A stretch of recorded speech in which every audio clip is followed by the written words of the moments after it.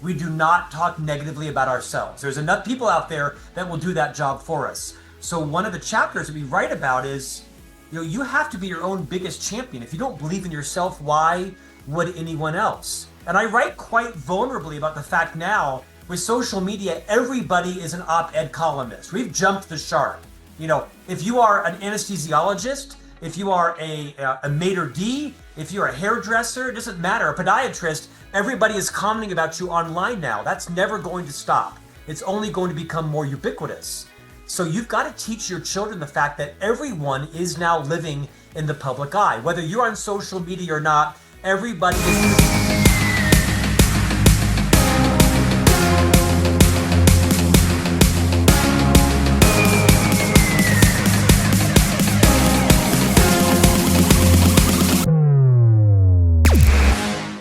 All right, what's up, everybody? Welcome back to the Best You podcast. I am super excited to have the father-son power duo here today, and Scott and Thatcher Miller. I have known Scott Miller for a bunch of years now, and Scott has been a podcast guest on this show probably 2 times now, but I'm super excited to have Scott and his 14-year-old son, Thatcher, on the show, and they are authors of the brand new book, Parenting, Wrong Turns, Right Lessons, 30 Insights to Build Lifelong Influence in Relationships with Your Children. When I heard that you guys are writing this book as a father-son duo, I was so pumped up. As you guys know, I'm not a parent yet, hopefully a future parent one day, but I, for whatever reason, am so intrigued about learning about parenting in advance and to gain as much knowledge as possible. And I think a lot of that comes from my parents having such a big influence and a positive influence in my life. And so I want to make sure that I can do the same for my kids. So I'm super excited to dive in. And I know a bunch of you guys listening right now are parents yourselves, I know a lot of you guys are people who do my 10-week transformation program. A lot of you guys are not. And a lot of you guys are parents, and you are going to want to pick up this book. I read it in a few days, and their writing style is amazing. Scott's hilarious, super vulnerable, and Thatcher always tags on his insight at the end of every single chapter. First question, though, for you guys is, I find it interesting when a lot of family members work together, whether it's like in business or they start their own company together and can maintain a good relationship through working together back and forth. And so what has been both like the hardest part and the best part of writing this book together, doing podcasts together, speaking together? Thatcher, I'm going to start with you. What's been the hardest part of doing this with your dad, and then also the best part? Honestly, at one point, I just got fed up with my dad. I was with my dad every day, even before we started writing the book. I was with him down in the office an hour or 2 every day, showing my chapters, going over with the ghostwriter, talking about the next plan. So at one point, I was like, Dad, I need to take a break from you. So over the weekends, I was saying, I'm going to step away from the book, and I don't want to see you for a day straight. I don't want to see you for 5 hours straight. Because of course I got fed up with him. First is my dad. I've seen him my whole life, but also spending 2 to 3 hours a day with him, it gets to such a point where it's like, I need to take a break from you. He gets his honesty, vulnerability, openness from you, Scott. He's not adopted, people. Yeah, that's awesome. All right, now that we just railed into your dad, what was the best part about it? The best part was learning about my dad's view on both of my brothers, all 3 of my brothers, and learning about why he does what he does. On all of our 30 insights, he talks about his stories, his origin story, what his parents did affected what he did. And it really gave me kind of a different view on why my father does all of his stuff. And it kind of makes me ask more questions about why he does this, why he does that. And it kind of opened me up to asking my mom too. So I think it allowed me to understand my parents' views more and kind of connect with them on a deeper level. Awesome. That's awesome. Scott, how about your side of things? About a month ago, just as the book was launching, Thatcher and I went and saw a coach. I call her a coach. She's a therapist, but Thatcher is exposed to that, right? It's like, Dad, I'm not 6. I know you're taking me to a therapist, but we hired a therapist to help Thatcher work through, the price of living in the public eye, what it means to be on podcast, and the vitriol that will come from trolls and social media. And so we did a couple of sessions with this therapist that helped Thatcher understand how to deal with the public perception of this. But she gave me some great advice. She reminded me that, Scott, Thatcher isn't your business partner. He's your son. And you can't expect him to be doing 50% of the work. He's not going to bring to the equation an equal amount of contribution. He's just turned 15 years old. And so I don't think I've lowered my standards for Thatcher in the project, but I've been a little more mindful of at the end of the day, first, he's my son. Second, he's the co-author of this book and has equal contribution. There haven't been a lot of low points. One day he came down to the office reading one of my chapters, Nick, and he says to me, "Wait, Dad, I'm confused. Are we writing fiction or nonfiction? I don't really care, but this story's not true. Just pick one. It doesn't matter to me." It was kind of a hilarious story because if anything, I've got a courageous son. He speaks his mind, does so respectfully. There's been no downsides. I mean, the upside is watching Thatcher learn project management skills. He understands how to manage a project now over 12 months. We've been thinking about this book for 5 years. We've been writing it for a year and a half. So it's been great to see Thatcher blossom in terms of his public speaking, project management, understanding what a literary agent does, what a copy editor does versus a layout editor. And he has a much better sense for how to bring a product to market. That really I love it. No, that's great. I mean, you're talking about time management, priority management. That might be potentially one of your power skills in your future book that you might be writing about, because that is literally one of the things that is timeless and a skill that we all need to know at any point. And for him to really learn this at 14 years old, all that is so many of my clients deal with, learning how to manage their priorities and manage their time. And for him to have this profound depth and importance of a project like this, to be able to do that is huge. The other thing, not to make this about me, but it's funny, when Kennedy first started doing my 10-week transformation program, I was like, all right, Kennedy, there's Coach Nick and there's Husband Nick. And when we're in the gym, it's Coach Nick. And I realized I can't 100% take that thing, because she is definitely my wife first. And so I can't quite treat her like everybody else. But I do want to get into actually the insight that you kind of started to bring up. I forget the name of the insight right off the top of my head, but you brought Thatcher to a therapist or a coach, if you will, to learn how to better manage negative feedback. And I think that managing negative feedback / comparing ourselves / internalizing other people's views of ourselves too much is something that we all deal with to various degrees, but oftentimes large degrees. Thatcher, what do you feel like going into this, and kind of still in the very early side of this project, if you will, and promotion of the project? What do you feel like you've learned on how to deal with potentially negative feedback or criticism so that you feel more confidence in your agility with which you can handle? Yeah, I mean, it's been tough. All of the 14 and 15-year-old kids in my school have been making fun of me before the book even came out, with my dad's Instagram posts, my dad's LinkedIn posts, all of them stalking it all the time, posting it on their Snapchat, just always making fun of me. And it was tough. And then when the book came out, 5 of my 15-year-old friends came over to my house for a sleepover, and my dad, out of nowhere, decides to hand them each a signed copy of our parenting book to 15-year-olds. Seemed normal. I don't know what he's talking about. You could imagine the next day, every single one of them brought them to school and was reading them at the lunch table, and one of them now did it for their final English report. Hey, get the book out there. That's awesome. At one point, I didn't even go to lunch anymore, because kids were almost every day bringing it to the lunch table and reading about it and making fun of me. And of course, I'm proud of this book, but it hurts to see that. Like any work that you've done, if someone tears it down, you kind of internalize it. But the one thing that my mom and dad both taught me was thinking about long-term thinking. And that's insight 8 in our book. And the one thing that's helped me with that a lot was a life plan. So a few months ago, my dad sat my brothers and I down, and he put out an 8-foot white butcher roll paper with a bunch of different markers and stacks high of note cards. And every single note card has a different job and a different life goal. And we set it out from ages 0 to 80 in year 5 increments, so 5, 10, 15, 20. And he took us an hour and he said, set out your life plan. And we took a long time, we set it out.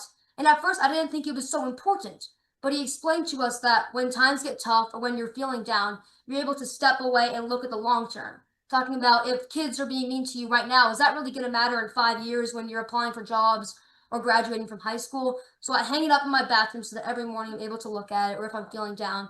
It just kind of helps me get a greater sense of what's going on in the world, and that this isn't always the most important thing at the moment. No, I like it. And also, when you get criticized and you maybe start to internalize a little bit, you can realize on your life plan that there's a purpose for it. And so you don't necessarily question yourself as much of the utility or the reason why you did this project in the first place. It's like, no, this is like setting you up for success moving forward. And so, make fun of me all you want, but this is putting me on a faster trajectory of potentially where I want to be. Oh, for sure. And I mean, right now it's tough. I'm doing keynotes, I'm doing podcast interviews, and I'm sacrificing some time in my summer.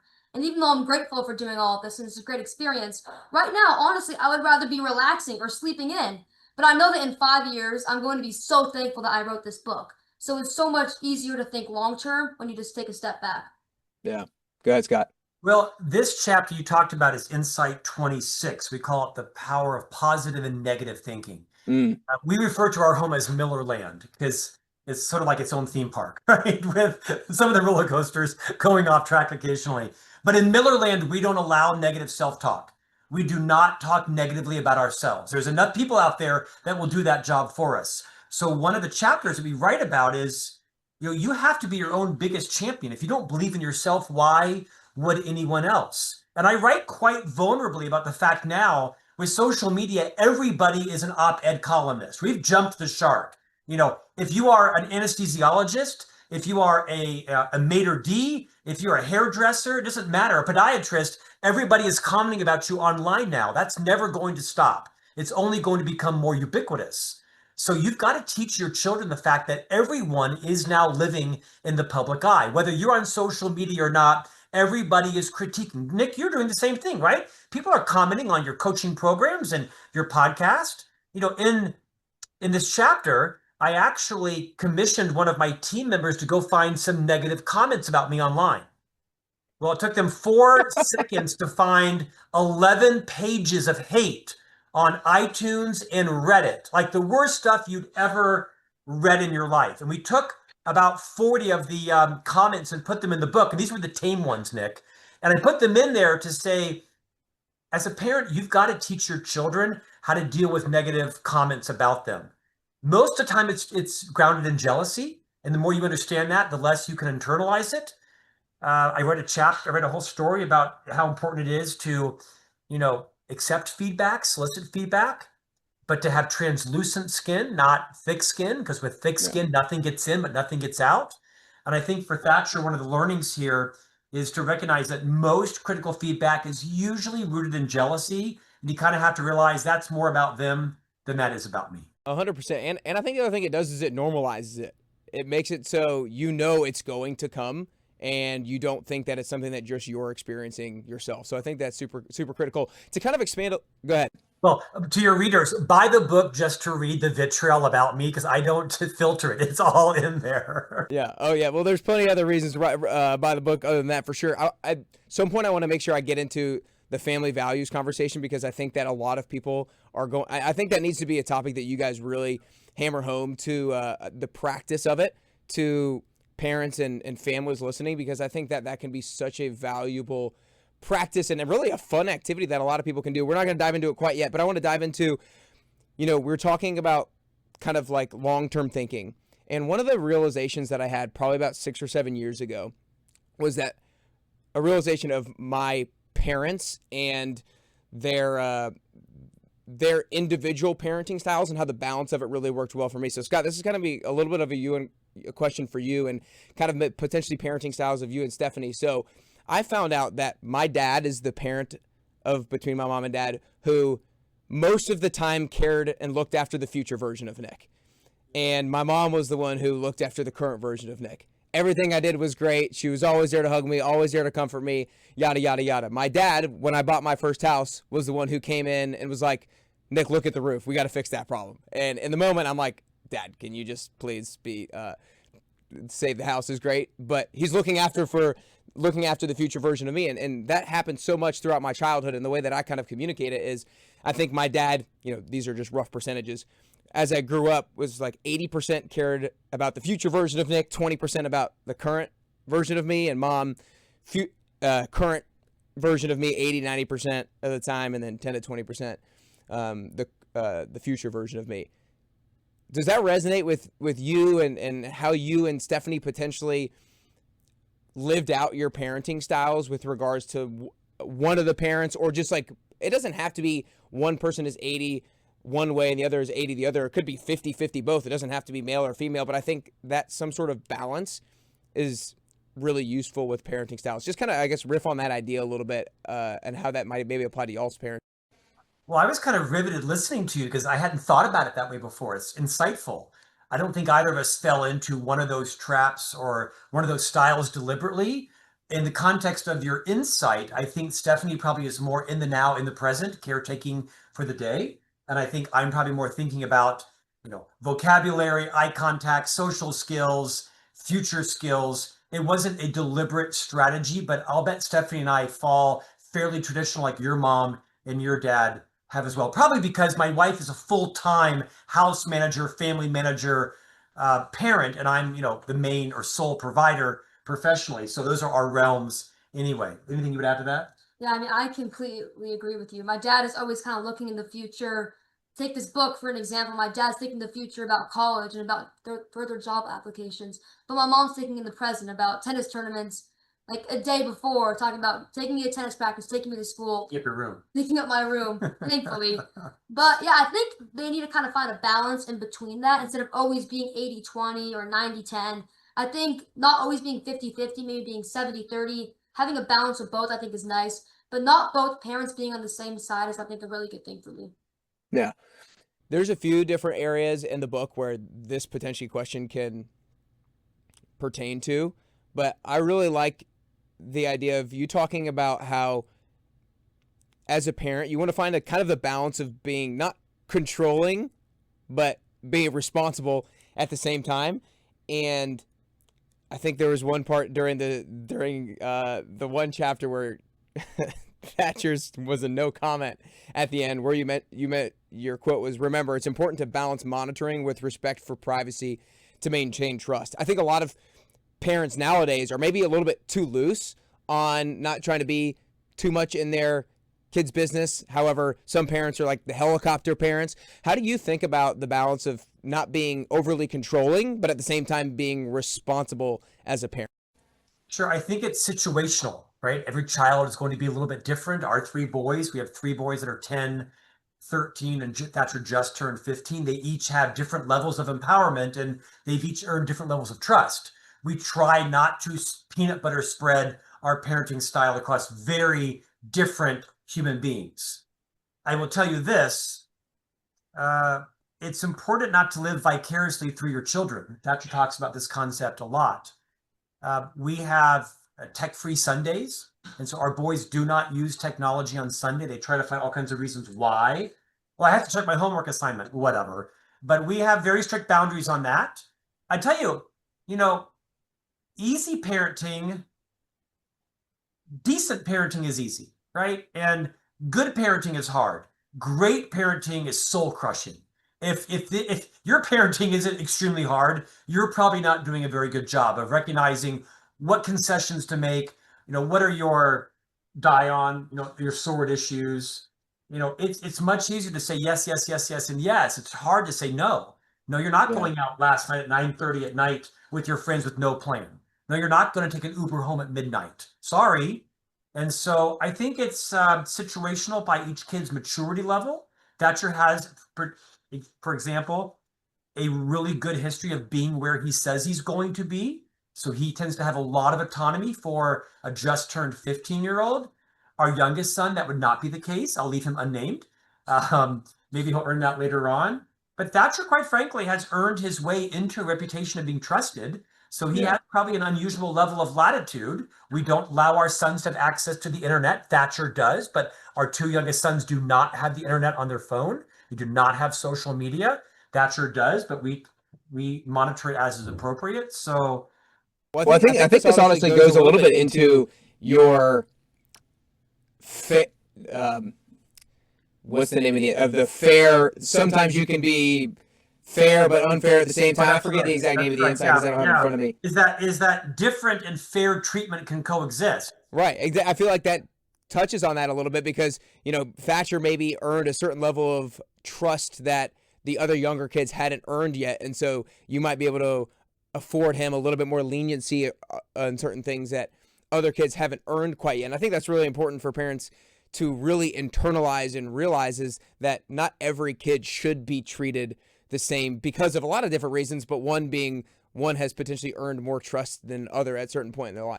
We've made that very clear. We do not treat the boys exactly the same. Thatcher may get more investment in one area of life, and one of his brothers needs it in some other area. And so we teach the principle that life's not fair.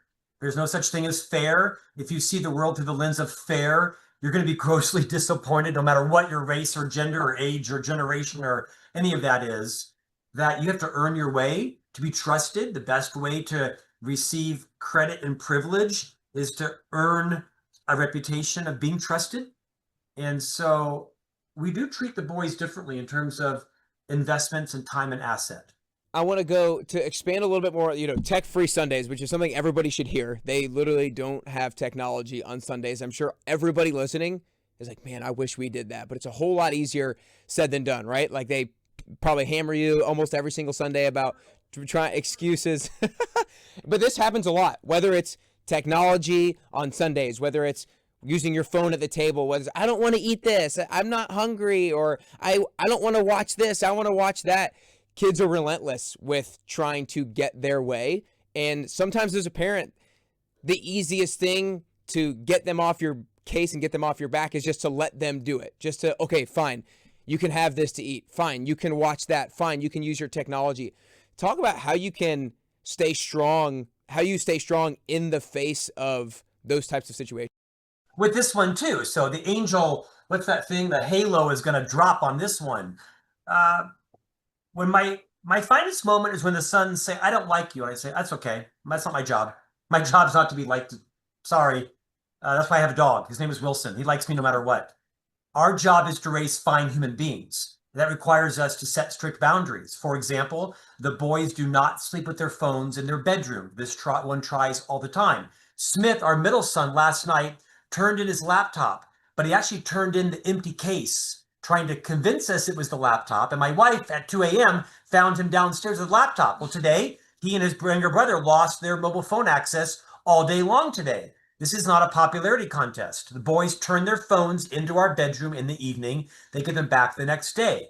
Saturday evenings, I usually confiscate the phones around 7:30, 8 o'clock, and they get them back on Monday morning. Sunday is a reading day. We read books, we read print newspapers. I know, welcome to 1990.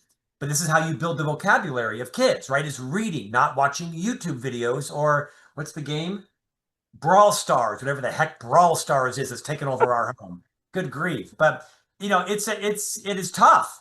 And these boys know the rules, yet they try every which way to get me to give them their phones on Sundays. Well, what if it's my birthday? What if it's Easter? What if Sunday falls on Christmas? Can I have it? No, no, no, no, and triple no. Sundays is tech free.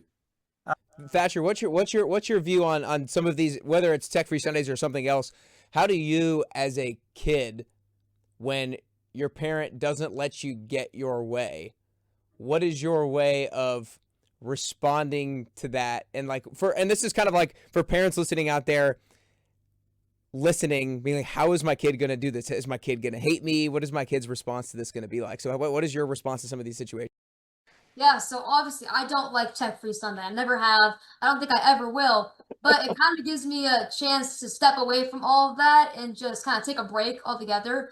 But I've kind of learned through tech-free Sunday and just my parents saying no to things that are unreasonable that I don't see in the moment to kind of pick my battles. My dad picks his battles and I pick my battles. To understand that I don't need to win everything. Right? My parents and I have a good relationship. And I don't need to win everything. I don't need my phone every day on Sunday. I'm on my computer all day during school. I come home, I play video games. I do not need my phone on Sunday. So as I said with long-term thinking, it's kind of another way for me to step back and understand, do I really need to win this battle? Do I want to hang out with my friends tomorrow? Yes. Should I do this battle right now? No. Parenting is the long game. You cannot be in parenting for the short game. 100%. Parenting is the long game. And I have to remind my wife, who's a better parent than the two of us, I don't like parenting. I've made that very clear in the book. I've talked about it with the boys. Some of you think I probably shouldn't be a parent, and you're right. This book is actually for people who love their children, but don't love parenting. I've made that very clear in the book. I hopefully haven't damaged the boys too much on this, but parenting is tough. It is often unrewarding. It is unrelenting. He uses his 4.0 on me about 8 times a day to get whatever it is he wants. And he gets That's about hilarious. 3 out of 8 of them because grades are important to me. But I think I know you always, well, you joke about it in a serious manner, but a lot of people are going to resonate with this. I coach so many parents in my 10-week transformation, and the average age of their kids is usually somewhere between 3 and 12 or 3 and 15. And so those are just the ages where it is really tough, and you have to really think about the long term. So a lot of people are going to resonate with that for sure. I want to dive into the family values event, or the like sit down, how you guys actually did it. So Scott, I'm going to have you kind of give us brief insight into how you guys went about crafting your family values. And then after he goes, Thatcher, I want you to talk about how you guys have practically used the family values in kind of like your week to week living, because a lot of people hear values and they think they're just like these nice kind of things to have, but they're not necessarily super practical, but they really are if they use them correctly. So Scott, start by talking everybody through just a little bit the overview of how you guys put together these values as a family. So this is just like your organization, your corporation has values and they're, placed on the wall. Your family should have the same. It requires you to have a family meeting. You sit down, everybody gets a vote. Mom and dad get veto power. And you talk about what kind of family do we want? What do we want the atmosphere to be like? What do we want to feel like? How do we want our family to support us? What do the behaviors look like? And so we sat down in a family meeting and wrote down all kinds of values. And we came up, I think, with about 8 or 9 of them. Any more that was unrealistic. But our family values basically boiled down into: we don't trash talk each other. We do not compare ourselves to each other. We do not disparage each other. I mean, this is very clear in our family. And they try every day to violate them. But the good news is we come back to them. And when I say to the boys, one of our family values is we do not compare our tennis scores to each other. We do not compare our grades to each other, or our height, or our weight, or you whatever you want to. What boys will do, right? At shower time, you get the point. It happens all the time. And so TMI, I know, welcome to Raising Boys. This is a codified strategy in our home. We have very clear values that we do not violate. And when we do, we call each other out on. Because do you want Smith to be trash talking you? No, of course not. No, we want our brothers to be our biggest champions. Are you going to violate them? Yes, but you only know you're violating them when one of us calls you out on them, including me as well. Our family values were really focused on: we don't engage in negative self-talk. We don't trash talk our siblings. We don't compare ourselves. We support each other. At the end of the day, we know that our family members have our back. And I tell you, when it comes to life, is when I see the boys out in public, it's so interesting to see how positively Smith talks about Thatcher, how positively Thatcher talks about Smith. And I love to see the 3 of them support each other in public. That's when I know it's done its job. It's a meeting, it's a process, probably takes you an hour or 2, and then you reinforce them, right? You put them on posters, you put them in lunch boxes, you put them on cards and wallets, you remind each other constantly what it is, and the boys can tell you the family values. Yeah, but real quick, Thatcher, I'm sorry, before you go, just interrupt you. I want to, Scott, I want you ran through a few of the questions already. Like, what do we want to feel like? How do we want to treat each other? Riff off a few of those questions that people can, because if you're listening to this or watching this, taking notes, like these are questions that you need to write down in order to do this with your family. So what are some of those questions again? How are we going to treat each other? What does that look like in our behavior? What does it sound like in the words we use and the words we don't use? What does it feel like when your brother is living the values? What does it feel like when your father isn't living the values? How are we going to call each other out on it in a way that doesn't, reprimands us, but reminds us there's a difference? And so it's really about how does the family feel? Does it feel safe? Does it feel like we all have a growth mindset? We support each other? I mean, honestly, the vibe of your family changes when everybody agrees that we do not speak disparagingly about each other, that we don't compare ourselves to each other, that we don't talk negatively about ourselves or our family members. That doesn't mean you can't have hard conversations, that you don't call things out, but it fundamentally changes your family dynamic when there is a zero tolerance for comparison amongst each other. Smith tried to do it this morning in the car. Well, why does Thatcher get to have his phone and I don't? Well, Thatcher is 2 years older than you are. He has more privileges. He's not abused it like you have, and he actually turned his laptop in and didn't hide it down in his bedroom and try to bait and switch us with the cover. That's why, Smith. More questions, son? That was the exact conversation in the car going to school this morning. That's amazing. That's amazing. I appreciate that. Yeah. So Thatcher, again, how do you guys feel like this shows up on a daily, weekly basis? How do you feel like you're reminded of these and you live these out? Yeah, I'd say at least 5 times a day. My brothers and my dad and my mom are reminding me of when I'm not doing the right thing, when I'm not following our family values. At least 4 times a day, my dad's saying, "Are you speaking to your brother kindly? We don't disparage our siblings." And because we're brothers, we like to bicker and fight about literally everything. If we could fight about the air in the room, we would do it. Because we're brothers. That's what 15 and 13-year-olds do. But I made a list of values that I listed in the book, and one of them is that I know my worth and I don't chase validation. And I think every single teenager needs this in their life. Because everyone, including me, sometimes cares about what other 15-year-olds think. But what my mom and dad have told me, and everyone else that's really important, is that you only need a few people that you actually care about what they think about you. My mom, my dad, God, and my godfather and my godmother. Anyone besides that is kind of out of like the very close inner circle. Of course, Nick, I care about what you think, or I care about what the CEO of Bitcoin thinks, but those are the people that I really care about what they think about me when it comes to my inner circle. When it comes to when I'm acting at home, how I'm acting from my brothers, how I'm acting by myself. Instead of just in front of people, of course I act differently to my friends than I do to my parents, but trying to live through that inner circle with all my friends and not really caring about what they think is so important to me. Are you in the CEO of Bitcoin besties? Hopefully. Dang, okay. That was a strange idea, but I applaud your knowledge of Bitcoin. There you go. I think it's also important to call them out when they are living it. It's Yeah. not just when you're not. I hope that occasionally you feel, you can call me out if I'm wrong, but positive reinforcement is so much more important than negative reinforcement, because I want them to know that's exactly the vibe.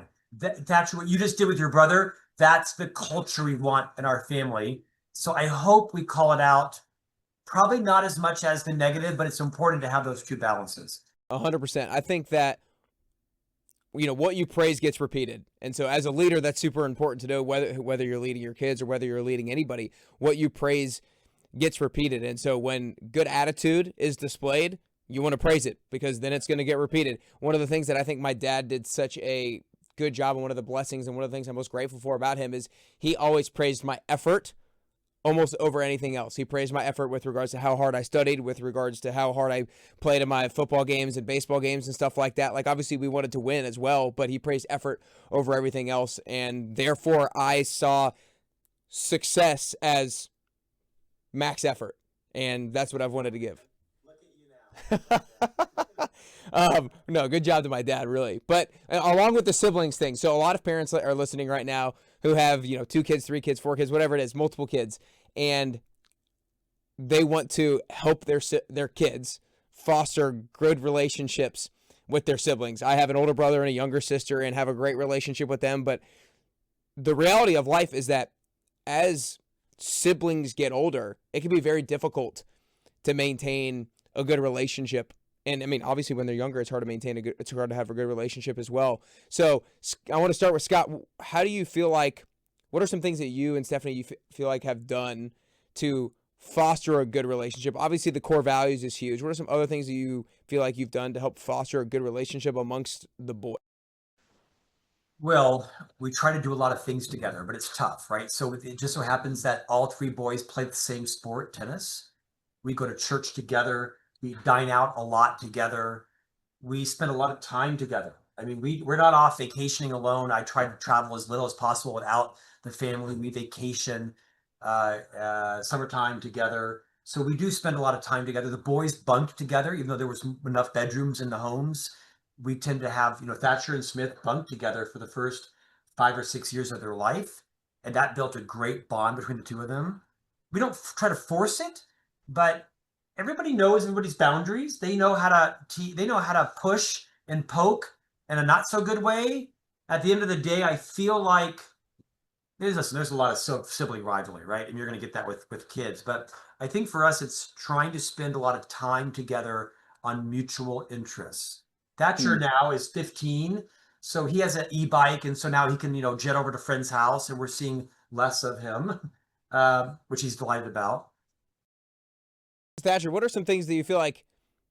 What are some things that you feel help maintain or build a good relationship with your brothers? Yeah, so I think for Smith, my middle brother, him and I don't really have a problem with relationships because we were born at similar times. We're 18 months apart. So we've kind of been around each other for the whole time. But Wentworth, my youngest brother, who's 10, we're 5 years apart. So we kind of have opposite interests, and he's always trying to kind of follow in my lead and do what I want to do. And most of the time, it's annoying. And he gets on my nerves a lot, and I react in the moment. And one thing that I've tried to do is take deep breaths and try to hang out with him more. If I want to hang out with Smith, I usually try to invite Wentworth over. And if I don't invite him over, my mom and my dad hold me accountable to that so that I can also build a bond with Wentworth because right now it's hard because he's so much younger than me. But in the future, I think I'm going to really appreciate my bond with both of my brothers. Try harder. Oh, you're not gonna let him. You're not gonna. Hey, I love it. I love it. Talking about big. Yeah. This is a thing that it's not necessarily talked about in your book that much, but Thatcher, I'm interested. I think one of the probably lost arts, or one of the things that is becoming more and more of a lost art as men grow up, as boys grow up, is knowing how to treat a woman. I think my dad always did certain things to tell us to, like, he was always big on do not disrespect mom. Like if we ever talked back to mom, which was very seldom because we knew we were gonna catch his wrath. So what kind of takeaways do you have as a boy, as a man, watching your dad be a husband to your mom, and what have you learned about how to treat a woman? I know you're 14, maybe 15 now, but tell us a little bit about that. You've been in our home, Nick.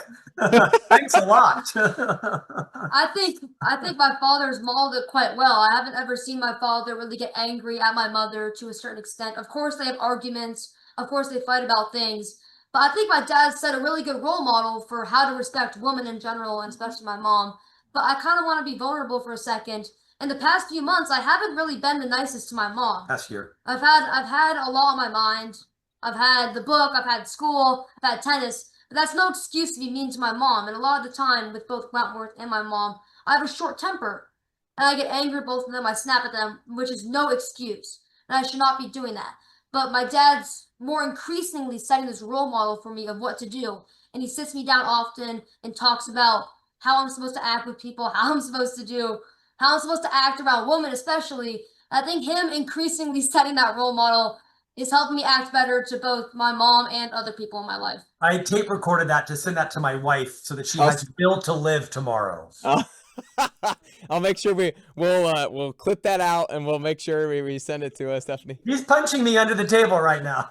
That's amazing. That's amazing. Thatcher, you're by agreeing to write a book with your dad, you're putting yourself there's gonna be more of those punches, I'm sure. Scott, a little bit on the same question. Are there things that you do? There's gonna be dads listening to this. Are there things that you do that you try to, obviously, you mentioned you get on Thatcher or probably any of the boys if they are disrespecting mom or talking back to mom? Or are there things that you do intentionally that you try to be the right role model with regards to how you should treat a woman?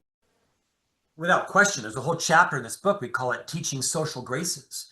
And some of it has to do with, personal hygiene. Some of it has to do with shaking hands, but a lot of it has to do with how you treat women, how you open the door for them, how you pull the chair out for them, how you speak respectfully. We are raising gentlemen in a very ungentlemanly world.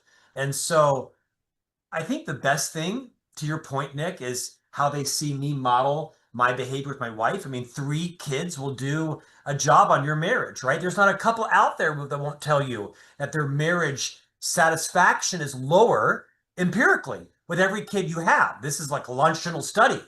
And so having children weighs on your marriage. And so you have to be mindful that your kids are always watching you.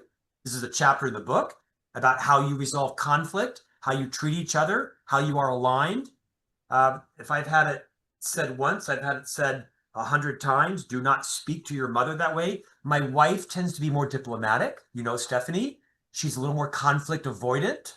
You know, she's outnumbered, right? There's a lot of men in this house compared to my wife. And so she wants some more privacy. I think sometimes the boys take advantage of that. And so it's really up to me to do the best job possible of modeling that. And I think there's area of improvement for me on that as well. This book is not about what a great parent I am. This book is about how difficult parenting is. When I think I've been successful, I write about it. And when I have failed, oh, I've written about it. I really could not emphasize that anymore. He is so open about different experiences and different stories that they have in this. It is going to validate a lot of your feelings that you have as a parent, a lot of the frustrations you have as a parent, and you'll read some of these stories and be like, okay, good. It wasn't just me that had certain feelings like that. So 100%. One of the things that I think is so important, or I don't think it is so important, is learning somewhat financial literacy as a kid. The fact that we don't learn that in school is ridiculous. My dad was somebody who's kind of a numbers mind and a finance mind and ran his own business. And so he always annoyingly would try to teach us about financial principles and things like that when we were growing up. So I feel very lucky to and very thankful to have learned some of those things and the importance of financial literacy and education at a young age. But my wife didn't have that. A lot of other people don't have that. And I feel like a huge disservice to kids. What are some things that you've done to help teach your kids? They're still, pretty young, but teach your kids financial literacy and financial responsibility, Scott? Do you want to answer that with the exercise in the book? Oh, yes. So about 2 to 3 times a year, we do something called the $100 challenge. No, I mean, sorry, but the budget. Talk about the budget. Oh, well, that too. So about 2 to 3 times a year, my mom and my dad sit my brothers and I down, and on a big whiteboard, he sets out every single thing. He sets out how much he makes and how much we spend on every single bill, on our light bill, on our power bill, on our water bill. And he talks about this is how much we make, and this is how much we spend. And it's repeatedly giving me an understanding of that this is the real world. This is what I need to do in the future. And I made a fake bank account, and I've kind of kept track of my money, and I kept track when I spend things, when my parents spend things that are kind of mine, just to budget myself and to understand, do I need this? Do I need that? And I think it's a great skill in the future for understanding, do I need this? Do I need that? And is this really important in the moment? Where I think this came alive was I actually went to the bank and got the cash out. So I actually took a stack of cash out that was equivalent to the entire monthly expenditure and put it on the counter. Now I rushed it back to make sure the checks cleared the next day. But I wanted them to see, this is how much goes to the mortgage. This is how much goes to life insurance. This is how much goes to braces, to medical insurance. I mean, what's life insurance? We explained it, right? And so we took it down to groceries, dry cleaning, dog cares, birthday parties, church tithing, restaurants, paper towels, so they really can understand, wow, they have no idea that we have 2 cars. Each of them costs $78 a week to put gas in, times 4 weeks in a month or 5 weeks in some month. And so I think it took it to a whole different realm about budgeting and making priorities. And they saw the cash go from one stack into another, and they realized, oh my goodness, wait a minute. Every shower is like 50 cents to heat the water. Every shower costs 25 cents just for the water. Wow. Yeah, times that by 22 minutes. So when you take a 22-minute shower, Smith, twice a day, here's what it cost over a month. And I think that's where we chose to spend our time. We talked less about IRAs and 401ks and mutual funds. We'll get there. Our kids are 10, 13, and 15. But we really wanted them to understand what it takes to support yourself and how you manage your money, how much needs to go into savings, how much needs to go into tithing, so that when there is an emergency and we need to go to the emergency room and it's a $2,000 bill because it's out of network and that was the closest place, that you have that money in an emergency. So we've focused our financial literacy mainly on the power of developing a budget. What does it cost to live? And then there's only 2 options: earn more or spend less.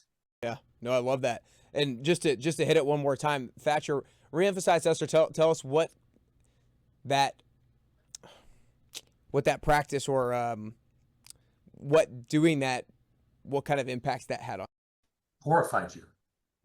Yeah, it taught me not to take a 15-minute shower. It taught me that everything costs money and that you need to be deliberate in everything you do, not just spending money, but just in all the moves that you make, because everything will cost you later in life, either if it's a big decision or a small decision. So not just money-wise, but just in life, it taught me that everything counts and everything adds up to the bigger picture.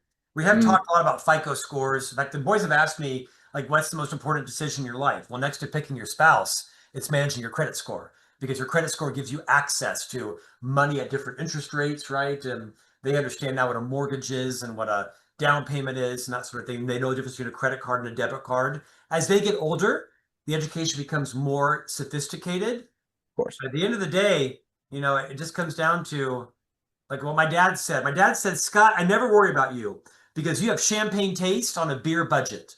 And although that was insulting, it's helped me, remind the boys how important it is to understand where all your money goes, how you respect it. That's great. I want to go back to the values conversation real quick, because I remembered Thatcher, you mentioned one of your values when we were on that discussion, but I think that's the first chapter or one of the first chapters. And at the end, when you shared your values, I was like, damn, this kid, look at those values. Like, these are impressive and super good. And so this is going to be like, for a lot of parents out there who liked the family values conversation, your kids writing their own personal values can also be a huge step for them and something that you might want to encourage them to do. So Thatcher, talk about the importance of what that exercise did for you and how you feel like you kind of use those on a regular basis. And remind everybody what your values are. You're welcome to read them. Yeah, so my values are changing all the time, right? With what I like to do, with what I don't like to do. So kind of in my head, I'm changing them. But the ones that I wrote down in the book are, I do not let failure define me. I lead based on my beliefs and do not follow others blindly. I speak for impact and not just to be heard. I honors people trust, and I know my worth, and I do not chase validation. And all of these at the start kind of gave me guidelines for what to do. I hung them up in my bathroom so that every morning, just like my life plan, I'm able to look at them. And it kind of sets my day off right to remember my self-worth and remember that I don't speak for other people's opinions, and I speak for impact. And it kind of just gives me a little thing in the back of my mind to always remember this is what I stand for and this is what I need. And of course, my values are always changing all the time. In a few weeks, I might actually sit down and rewrite them and add some new ones on, because you can never have enough values. Yeah. So I think it was honestly so important kind of to always start my day off right and just give me guidelines to live my day. Can I challenge you? Yeah. I actually think you can have too many values because you can't maintain 10 values. I think it's important to have a fewer number of values that you really are dedicated to and you've memorized and that your behavior can align with them. I think you can say I've got 30 values, but you really can't live them. My challenge to you and to all the listeners would be don't fool yourself, right? I mean, if you rank them hierarchically, that's great. But be able to say what they are and be able to make sure they're pressure tested in your behavior. Like if your only value is I don't chase validation, wow, that would change your life. That you've got 5 or 6 values and you do a good job of following those. And I know you memorized them, but I would argue that you can have too many values. Well, and I'm gonna expand on that just to an extent validate both of you a little bit in my opinion. So when I work with people in the 10-week transformation and people are setting goals, for example, I allow them to set 2 or 3 weekly habits that they want to do. And when they set those, that doesn't necessarily mean that's all they're doing. If they're saying they're working out 4 times a week and they're eating 5 meals at home, 5 dinners at home each week, and they're walking 10,000 steps a day, let's say those are their 3 weekly habits. That doesn't mean that they're not trying to get close to 8 hours of sleep. That doesn't mean that they're not hydrating. But usually, if you live by the 3 habits, the other stuff begins to take care of itself. And so if you have 3 values, 4 values, 5 values, you might be kind of living 30 values. But practically speaking, you can't think about all of those values and trying to exemplify those values at any given point in time. Scott, one of the last questions one of the last questions I have for you, and I think it's important for you to hopefully think about this question, and it's pertains to the last insight that you have, as we talked about earlier, you might be more of the parent or more of the person who's looking after the future version of your kids. And so you'll say things that maybe they don't like in the moment, but you know it will set them up for the future. Now, they're still 15, 13, and 10, so that is what it is at the current time, and that's going to work well. But in 15 years, when they're 30, 28, and 25, you might have this a little bit more of the transition period of being maybe less of that father looking after the current version of them and a little bit more of a friend. But that is going to be a tough instinct to manage, because you're going to have the instinct to want to just think about the future of them all the time. How do you feel like, again, this is very much forward thinking, but I know you're that person. So how do you think you'll manage the instinct to want to just look after the future version of them and manage a future more friendship type relationship? So this is Insight 30. We called it the switch to friendship, because I've always believed there comes a time, hopefully, in each of your children's lives where they don't need a parent anymore. They need a friend. Now, I think parents have a couple of thoughts to contemplate on. For most of us, our identity becomes heavily grounded in our children. That's natural. It's where all of our money goes, our time, our pain, our energy, our angst, our joy, our triumph. We live vicariously through our children for good and bad. There's a whole chapter about how to monitor that.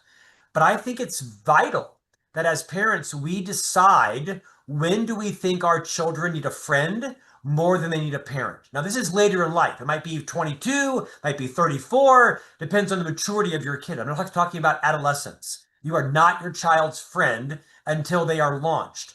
But as I look back, my parents never were capable of moving out of the parent role, judgment, shame, tolerance.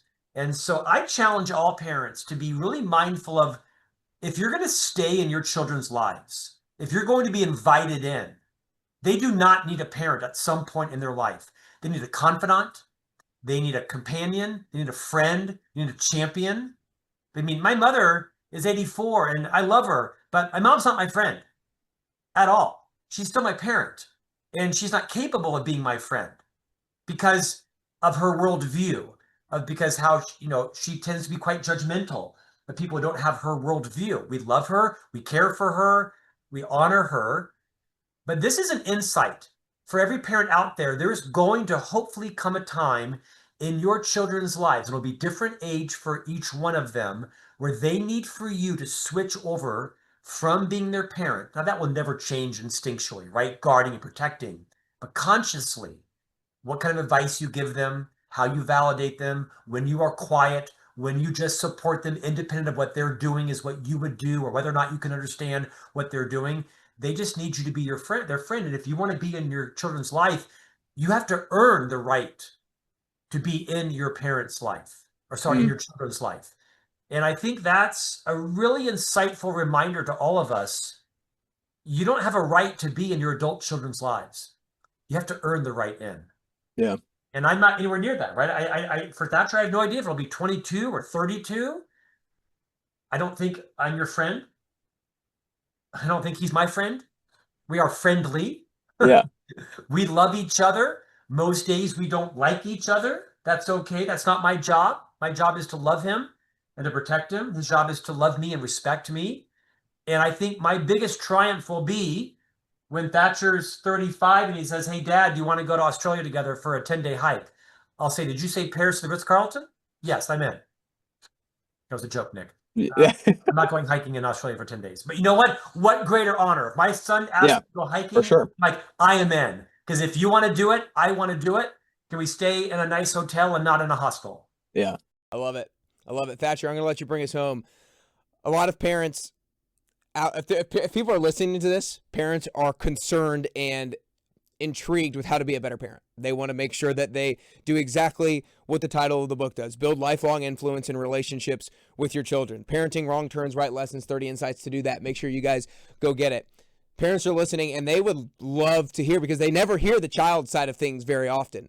They want to hear from the child's side of things, like, okay, how can I really do this as a parent? How can I make it so my child maybe not like me, but still loves me? How do I make sure that I manage my relationship with them in a way that sets them up for success and has rules, but they don't hate me at the same time. So kind of just like open-ended riff on that idea on what you would say to parents who kind of want to strike that appropriate balance. Yeah, I think it's the balance. It's about being friendly, not being a helicopter parent, but also not being their best friend. I think my mom tries to be a little bit more of my friend instead of a parent when it comes to a lot of things. She wants to play tennis with me. She wants to go on hikes with me. She wants to hang out with me a lot. When my dad, we go to dinners together and we hang out and we go on drives. He drives me up to church. But that's kind of a different kind of hangout. If I had the choice, I would much rather hang out with my friends than my father. And one of the most important things I think is respect. Respecting your parents kind of gives me the ability to have respect and a friendship in a way with them where I'm able to joke with them, when I'm able to laugh with them, but I'm also able to have serious, vulnerable conversations with them. I think that striking balance is so important because I see parents all the time who let their kids do whatever they want, who play in the pool with them, who are letting their kids stay out till 1 a.m. in the morning because they want their kids to love them. But that's not really how you parent. How you parent is about respect. And thinking about the long term is what most of this book about. It's about the long term thinking and about setting your kids up for the future. I play in the pool with you. Not really. No? Okay, sorry. It's true. There's a whole chapter. Okay, I don't. Sorry. Well, I hope that parents listening, when you hear this 15-year-old say parenting is about respect and not always giving your kids exactly what they want, that's actually what parenting is all about. And laying down the rules when they need to be laid down is super important. So y'all, parenting, wrong turns, right lessons, 30 insights to build lifelong influence in relationships with your children. I'm telling you, go grab the book. The comedic feel of the book is amazing. Whether I'm laughing at Scott or with Scott, who knows, during a lot of times, but also being able to hear Thatcher's insights and his take on things at the end of every single chapter is super cool to be able to hear that teenage view of things. So make sure you go grab a copy. We'll have it linked up in the show notes and whatnot. If you're listening on Apple Podcast app or on Spotify, make sure you hit the follow button. If you're watching on YouTube, hit like and subscribe down below. You got something to Scott? Were you leaning in to say something? Or no? Well, I was inviting my other son to come over here, but he's a little gun shy, so he's not. No. Gotcha. Nick, thanks for your time today. Thanks for honoring Thatcher's contribution and the book he's written. We so appreciate you being a champion of both of our work. Honored to be on today. Thanks again. Of course, of course. I can't wait for everybody to read this, and I can't wait to read the other two books that you write with your other two sons. So that is a project that is thrown out there and put out there in the world. So we'll see what comes of that. But other than that, go grab the book, like and subscribe to the show. Other than that, appreciate you guys, Scott and Thatcher, the father and son power duo. Really appreciate y'all. Sure. Thank you, Nick.